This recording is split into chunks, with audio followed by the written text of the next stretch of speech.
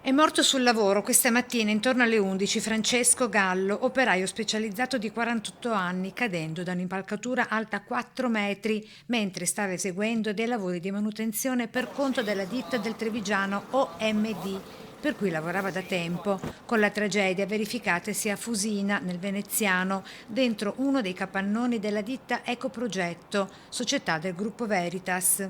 Siamo estremamente addolorati per quanto è successo questa mattina.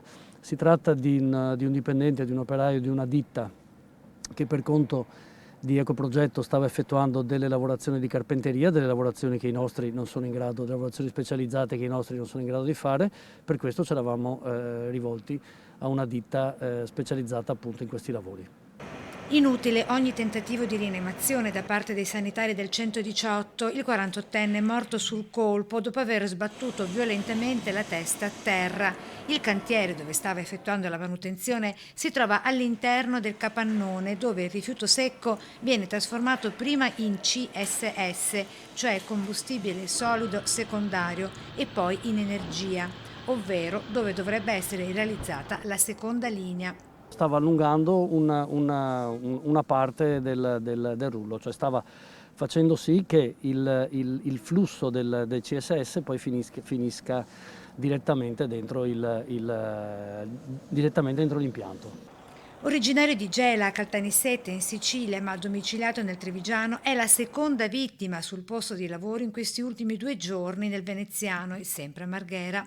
Nelle scorse ore, morto in ospedale dopo giorni di agonia, Luciano Crepaldi, 57 anni, operaio di Cavarzere. Il suo cuore ha smesso di battere ieri, dopo una decina di giorni in ospedale, in seguito ad un incidente sul lavoro alla Pilkington, fabbrica di vetro per l'edilizia, in via dell'Industria, Porto Marghera, appunto.